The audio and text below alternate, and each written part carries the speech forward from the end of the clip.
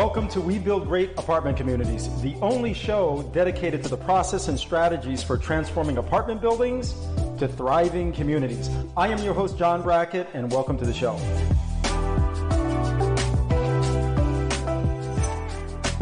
All right, folks, welcome to another great episode of We Build Great Apartment Communities, the only place where you come to learn how to take apartment buildings and turn them into amazing communities. I am your host, John Brackett. I have another great guest on the show, and his name is Tim Lyons. So, folks, you are going to like this because Tim brings with him some very unique experiences. He started off as he's a lieutenant right now in the New York City Fire Department. Until recently, he also worked part-time as an emergency room RN at a level 1 trauma center for 8 years. He brings years of real-world management experience and leadership experience to his real estate investment career and his teams. Tim's initial goal with real estate was to create passive income and in turn be able to spend more time with his wife and 3 daughters. I can completely relate to that. And so after partnering on a multifamily property, he saw firsthand the power. I'm going to say that again, Tim, the power, that was better, right? Of real estate investing as an opportunity to create passive income and build wealth for his family. So Tim started Cityside Capital with the goal of not only growing his own portfolio, but also to help others realize the power that real estate investing can have on creating wealth. Hey, man, welcome to the show. Really excited to have you. This is going to be another great conversation.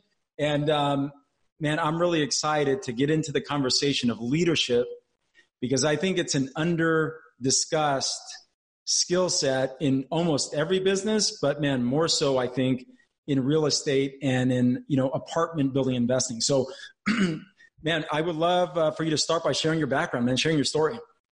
Yeah, awesome. That was a great introduction, man. Thank you so much for that. And thank you for having me as a guest on your show. I've been looking forward to this for some time. Yeah, man.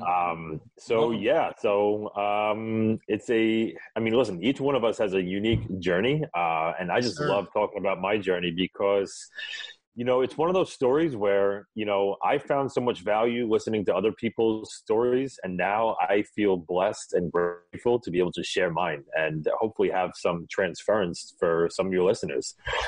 So I'm 38. I got a beautiful wife and 3 little girls, 9, 7, actually yesterday, and a year and a half. And I've been blessed to be a New York City firefighter for about 15 and a half years now. And like you said, I was living the dream a little bit, the W-2 grind dream, right? So I worked as an ER nurse. I like how you said that, man. That was pretty classic. Yes. You got to frame it. It's all about how you frame things. W-2 grind dream.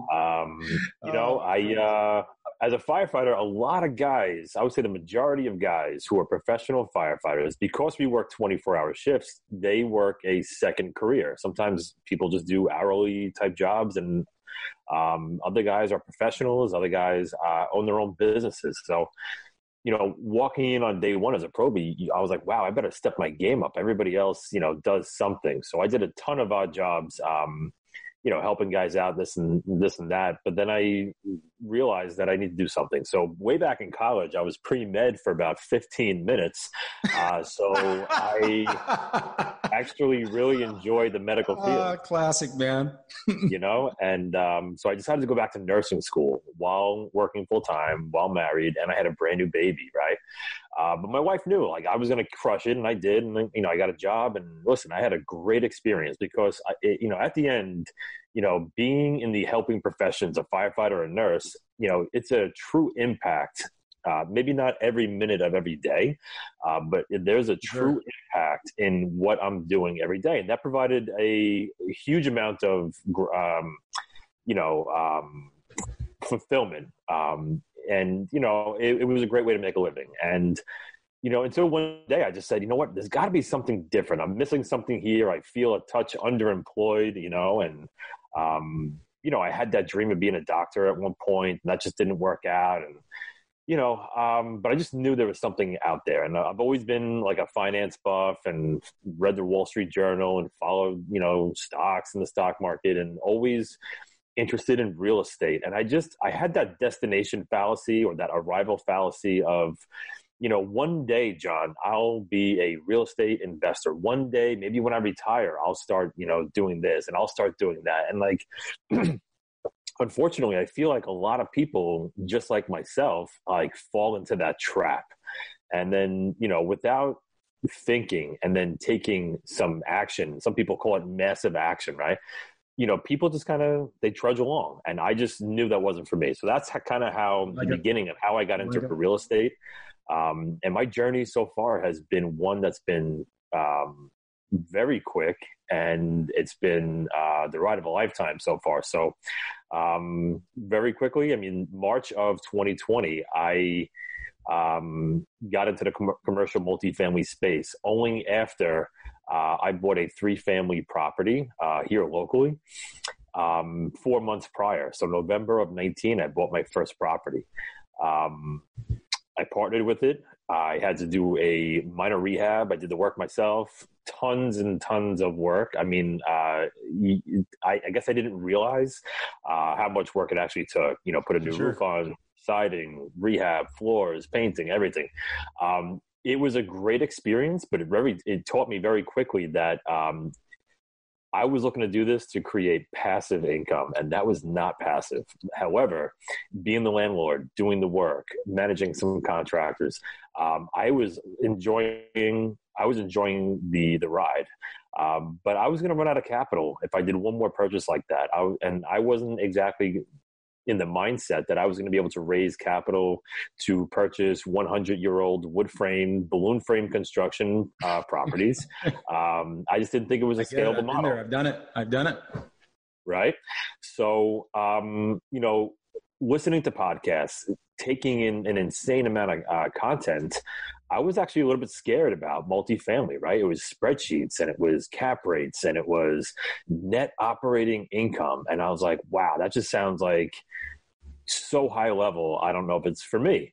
And the more I looked into it, the more I started talking to different operators, and they're like, hey, I had a coach, or hey, I had a mentor. And John, I got to be honest with you, being from just outside of New York City, there's a healthy dose of skepticism that's baked right into my DNA. So, my uncle's from New York, right, man? And so I get it. So, when people started talking to me about mentors and coaches, immediately the walls went up around me, being like, I am not doing that, because I still had the mindset, that scarcity mindset, that, the I'm a mentality. I'm going to do this and I'm going to do that, all by myself. I wanted the whole squeeze of that fruit juice. I wanted it all for myself. I just wasn't ready to open up and listen to other people until I just, one day it clicked, like, if I'm going to try to have the life that I want to live, I need to look at the people that came before me and how they did it. Yeah. And it was only until I had that mindset shift. Yeah. That I was able to, and this all happened in a matter of weeks. Like, this wasn't like a year, 2 years, this is a matter of weeks or months. And so that's what I did. I researched a whole bunch of operators. I got on the phone. There was one operator that's very, very well known to a lot of people in this space, and he made the mistake of giving out his cell phone number at the end of one of the podcasts I was listening to. And I just called his cell phone one day and was like, hey, my name's Tim Lyons, and I'd like to talk to you because I heard your podcast, and your story really resonated with me. Ended up having 4 or 5 phone calls, and I can still call him to this day. But yes, that's just what I did. So I ended up picking a group, got my education, started Cityside Capital. I'd be happy to dive into any one of those areas. So yeah, let me know. Okay, let's do it. So there's a lot to cover here. So we're going to cover a lot, and we're going to do it in a short time frame, man. I love how quickly you move through this stuff. So a couple things that you mentioned that really stood out, right? The power of a story, or the power of your story. The other was, you talked about true impact, how quickly you kind of matriculated through the space, and you touched on mentors as part of the reason why that happened. And then lastly, you talked about the work, man. I always tell people, there's no way around the work. There's just no way around it, right? If you want to do things that matter, there's just no way around the work. And so the more you fall in love with the work, but working, I think, smart and intentionally, not only the better the experience, but the greater your income, right? The more you produce. So with that being said, man, let's talk a little bit about when you talked about your story and why there's so much power behind a story. Can you just touch on that really quickly? And then we're going to transition into your first deal, man. Yeah, absolutely. So, when I decided the summer of 19, after I read Rich Dad, Poor Dad, that I was going to be a real estate investor, I turned off all outside distractions. No more Pandora, no more sports, ESPN. Everything got canceled. And I just did straight content, podcasts, audiobooks, anything I can get my hands on. Right. And one of the podcasts, I think people have heard of it, Bigger Pockets. I was hearing everyday people, cops, firemen, teachers, waitresses, attorneys, doctors, PAs, nurses. I mean, you name it. And there was people who were out there doing it. They were either doing fix and flips, the Burr method. They were doing single family, duplexes, quads. And there was a couple people doing, commercial multifamily. And, right.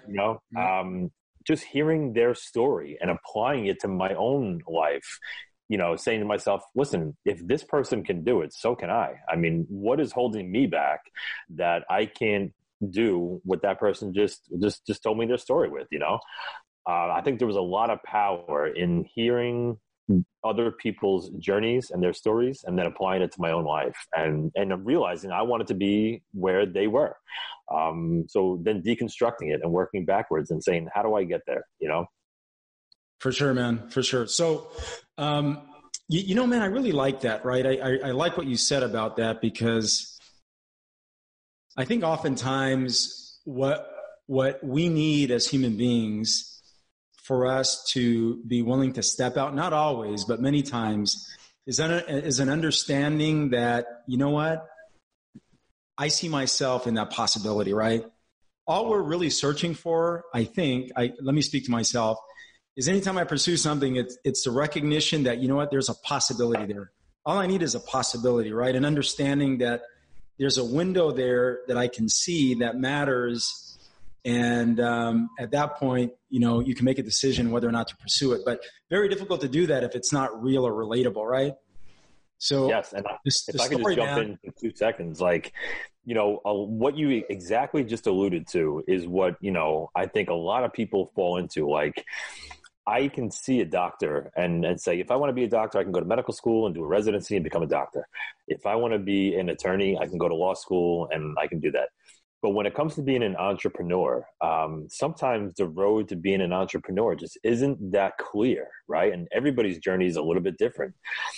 So when, there's that road, the bifurcation of, go to school, get that good job, max out your 401k, like that old school, mentality, and being on the wrong side of that cash flow quadrant that Robert Kiyosaki has talked so eloquently about, or being the entrepreneur, and, seeing somebody with that massive success and realizing it wasn't overnight, but then how do you deconstruct that to apply it to yourself? Right. I like that. I like that. And that's the journey that I'm on right now. Okay, awesome, man. So let's deconstruct that, man. Let's deconstruct that a little bit. And let's start with, you shared your first deal. Okay, let's talk about the second deal, or what the path looks like going forward, right? Because, you got some learnings out of the first one. Sounds like, through those experiences, you were now focused on the second or the third or wherever you are at this point in your journey. But talk a little bit about that. What did the next deal look like? Yeah, so that first deal was a 3-family, like I mentioned. And the reason why I felt so comfortable, parting ways with tens of thousands of dollars, was that, we were buying this property and 2 units were occupied and 1 was vacant. But we knew that with the cash flow, we could take care of the expenses with those 2 units being occupied at the undervalued rents that they were commanding at day one. So we knew if we could, improve that first floor unit, which was the biggest unit, and jazz it up, we could get market rent and then we'd be cash flowing nicely on day one. So, it was easy for me to digest that versus say a condo or a single family house. Right. Then to make that pivot to the larger multifamily space, was, if you can apply that logic from the 3-family to the 30 unit or the 300 unit, you can see very quickly how that can scale up. I didn't know how to get there. That's where the mentoring came in. So I joined the Jake and Gino group, Gino Barbaro and Jake man. Stentano. Yeah, I was on. Good guy. Good guy. And I can tell you, John, that was the single best move that I have made to date in my real estate career. Being a part of a community of like-minded individuals who are willing to basically go out of their way to help you succeed has been amazing. That being said, my mindset changed from, wanting everything myself to saying, wow, this is a team sport, right? So, this person's good at underwriting. This person can raise money. This person can be the boots on the ground. This person can do renovations, negotiation, legal docs, whatever it is, due diligence. It's really, it sounds cliche because you hear it on a ton of podcasts, but it's about building that team, right? So after I joined Jake and Gino, I had an expert coach that I'm working with still to this day. And he and I just clicked. He's from New York. I'm from New York. I don't know what it was, but we clicked from day one. When you say expert coach, man, elaborate on that. What do you mean by that?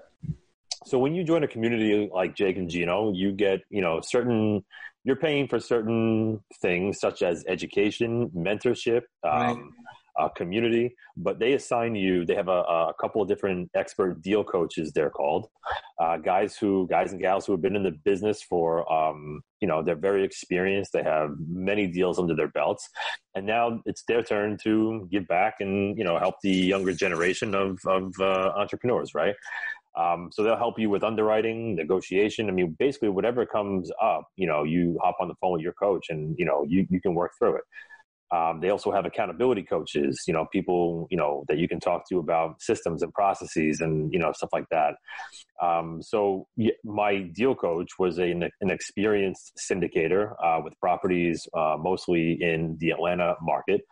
And he had a 43 unit that he had just gotten under contract, and he invited me on board. He's like, he gave me the opportunity of a lifetime, really.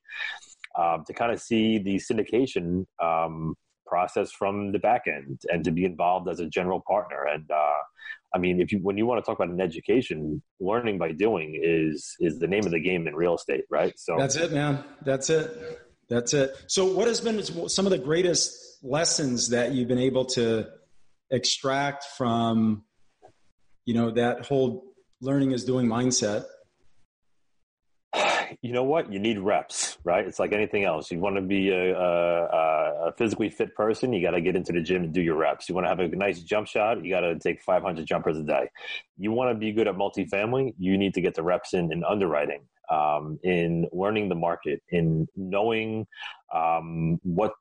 just knowing the data. Data is everything. And then how do you apply that data to know that you're making a good deal, that this is the thing that you shouldn't just put in the trash and move on to the next deal, that this is worth, spending some time on. So it's getting those reps in, and then, it's relationships, it's networking with brokers, it's going direct to owner. It's talking with people like yourself, it's building out your team. But at the same time, when I joined Jake and Gino, I didn't think I was going to be in the syndication model, because that even seemed to be so high level. I thought I can do a 6 or a 12 or an 18 unit with, family and friends type thing. So I got to 43 unit education as on the general partnership side. And I had an opportunity to start, contributing some of my friends and family, capital to the deal. That was a whole nother avenue of, multifamily real estate, was capital raising. And, you get a piece of paper out, or, I use a CRM called Active Campaign. And you start, putting the people, your friends and family in there, and you think you're going to get all this money because people are just going to love you and they're going to love this deal. And, how could you go wrong? And, I learned very quickly that capital raising is tough, and getting people across the finish line can be tough. And that just lit a fire under me that I love talking about real estate, and I love educating people on the benefits of it and how it works. And, So then now that's kind of like, that's my thing with Cityside Capital is I, put out a blog post a week, talking to investors. It's like my favorite thing to do now. So that's kind of like how this process, being involved in that 43 unit, kind of spurred me into more action, learning how to capital raise, learning some due diligence, learning how to close out the property, and then take over. I mean, there's so many different avenues, and just being a part of my coach's team has been phenomenal. Awesome, man. I appreciate you sharing that. So, you said that capital raising can be very difficult, right? Mm-hmm. And I appreciate you sharing kind of the process that you went down. But talk a little bit about why you say that it can be difficult. And here's the thing, like, why do you say it can be difficult? And what have you changed to improve your ability to raise capital, right? Because it's one thing to say, hey, look, this can be difficult, or I sucked at this when I first started, but hey, look, it's all about making adjustments along the way, right? And so what adjustments did you make to get better at raising capital? I had to realize that I stunk at that process, and I had to dive into how do I do it better.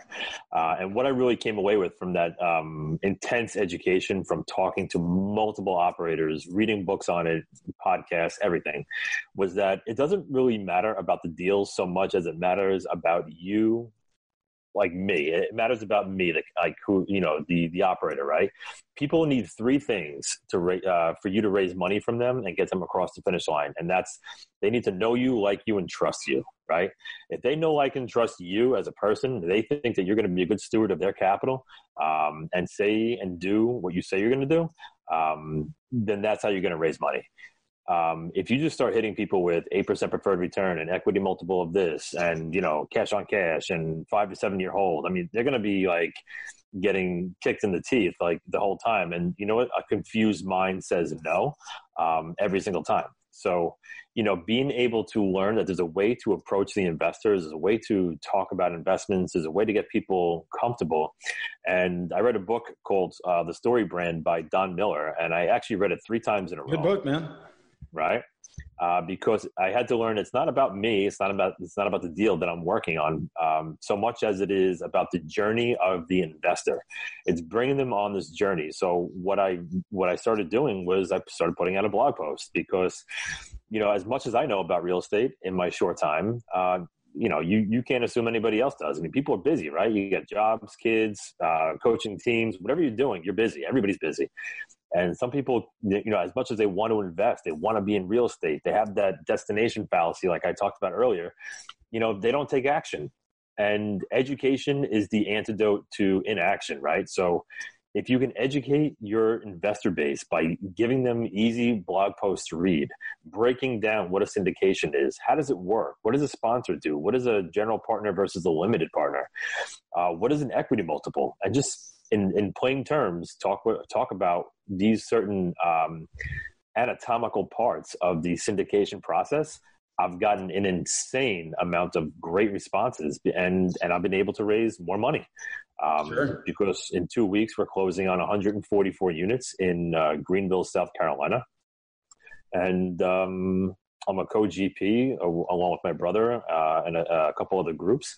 And it was a big race. There was a lot of money to be raised. And, the fact that I started that journey with the people who were closest to me, that kind of already had the know, like, and trust factor, but now I needed to bring them on that journey of what is a syndication? How does it work? And there are a lot of New Yorkers on that list, with that baked in DNA, skepticism. So piercing that has been part of the fun of the journey. But, and listen, once they start getting returns, like once the investors started getting those passive income checks, I think they feel a lot better, right? Oh my God, this works. Now all of a sudden they're going to get a K1 at the end of the year, and there's going to be bonus depreciation from the cost segregation study. There's going to be, other passive losses that can offset passive income. And, all of a sudden people, it's going to start click to click. They say that nearly 70% of investors will reinvest in another deal with you. So it's really bringing your investors on that journey and making sure that they're the superhero and it's not you or the deal that you think might be the superhero of the whole process. Okay, so let's talk about that, right? Because you bring up a kind of an interesting point about making the investor the superhero, and that's going to be very counterintuitive because that's more of a marketing term. But since we're talking about raising capital is about marketing, right? And it's also about having conversations that align with what people, where they are in their life. Okay. But, when you're raising capital or selling a product or trying to influence an opportunity, that is all marketing. Okay. Marketing and sales. Technically advertising, marketing, and sales, but let's say marketing and sales, right? So talk a little bit about that, right? Like define that a little bit. So how do you invite people? How do you make your investors the hero? Because that's very counterintuitive, and it's also not always easy to do because you need to kind of rewire your brain to be able to communicate from that perspective, right? It's not a very easy perspective to communicate from often because we're always used to talking about us, right? Mm-hmm. And so talk a little bit about that because I think that's kind of an important point, man. That's a really good nugget. Yeah, it's huge because it didn't click for me right away. And I had to do an insane amount of research and education on sales, like you said, on marketing. I was Tim the fireman, 6, 8, 9 months ago. I was Tim the fireman and Tim the nurse. And now I'm Tim the real estate, syndicator, and I'm trying to raise capital from people. So, it's people generally when they invest, why are people investing? And that's part of, the onboarding process at Cityside Capital is that, we're going to have a 30-minute intro call and we're going to find out, what are your goals? How old are you? Do you have kids? Are you looking for capital appreciation, capital preservation? Are you looking at a time period? Are you looking to pay for college? Are you looking for retirement income? Are you looking for appreciation or cash flow? There's all sorts of goals that people have when investing that I don't think people necessarily drill down when they're not actively investing. My point being, people might invest in a 401k or they might have a retail brokerage account and they just are conditioned to kind of dump money in every 2 weeks when they get paid. But when they're investing in real estate, there's a different mindset and it's really drilling down what those goals are. And people want, above all else, they want certainty. They want certainty that this deal is good. They want certainty that when they place capital with you, it's going to be taken care of by a good steward. They want certainty that this is going to benefit them in the long run. So taking away the fear of an investment in real estate, because, let's face it, in syndication, the investors don't have control. They're essentially putting that control on the operators' heels, saying, you take the ball and run with it now. And that's hard for a lot of people. And the more they can be educated on the process, the more that they can understand the process, see past deals, get on the phone with different operators, get that comfort level so that they can have that certainty. That's how you get the investor over the finish line. Okay. So let me comment on that. We'll unpack that a little bit. Okay. Then we're coming to the end of the show. But if I heard you correctly, your comment was, hey, part of our process is to go through an intake sheet or a questionnaire, right? Where we try to get to really understand what the objectives and the goals of our prospective investors are, right? And by doing that, we can then start getting them to a place where they become a part of the process. And now, to your comment earlier, right, you're making them the hero because their goals now are aligning with the objectives of, or the objectives of the investment are aligning with their goals, right? Okay. Mm-hmm. So I like that, but that's not an easy process, right? It's a very powerful process, but it's not an easy process. But here's what I want to maybe add to that is, being a great marketer can be very powerful, right? But also oftentimes it can be perceived negatively. But I think when you are a very good marketer and you really take the time to really get to try to understand your clients, that's all marketing really is, right?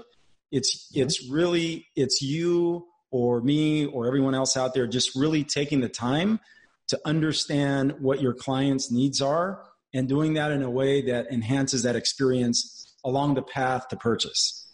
That's it. And the better you get at doing that and enhancing the experience, the more people buy, right? My motto is make it super easy for people to buy, and they will.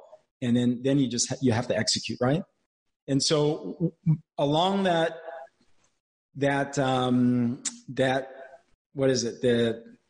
spectrum, where do you feel you excel the most, and where do you feel you've had the greatest opportunity to learn to get better? That is a good question, because you can make it as easy as possible for people to sign and DocuSign and everything else. I would say that's like 3% of the equation, right? To make it easy. It's really getting them to acknowledge what their pain point is and to help them on that journey, because people are going to move away from pain way quicker than they're going to move towards pleasure, right? So making money might be pleasurable, but if they have a pain point like cash flow or, paying for college, like, oh my God. Cash flow isn't the pain point. It's not the pain point. Yeah. So, it's really, it's you as the operator helping them to, and together deciding like, what are the goals? And how can multifamily real estate bring you away from that pain, get you towards your goals? And, if somebody's looking for a short-term flip, then that's not multifamily real estate. And that can be a very short conversation and you guys can part as friends. But it's understanding the journey of both, you as the operator and the investor, and kind of having that symbiotic relationship and saying, listen, this can be a real vehicle, and the passive investing can be, the supercharge to where you're trying to go. Okay, cool. So let me give this to our audience in a way that might be a little bit more understandable, right? So a lot of what you're describing is identifying the problem, right? And then discussing what the opportunity is, and then moving them down a pathway to a solution, right? Because if you identify the problem, discuss the solution, but you don't move them along and provide a path, it falls down, right? So you have to move them along and provide a path, and then ultimately at the end you pitch, whatever the opportunity is. But the reason why I say if you make it easy, people will buy. If you make that process easy and smooth. The other day, man, I was on not on a conversation. I was listening to a book, great book. And of course now I don't remember it off the top of my head. I got to pull it up towards the end of the show. Creating intentional discomfort, I think it's called. And so the whole premise was, and I really like the analogy, man. I'll give it to you at the end of the show. And this was one of my biggest takeaways. Okay. Smooth is, let's see, I think it was smooth is fast and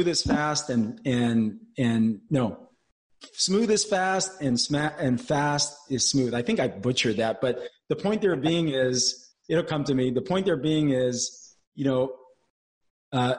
slow down and do things correctly. Right. And you create slow down, do things right. That process will be really smooth and ultimately get much better results. Right.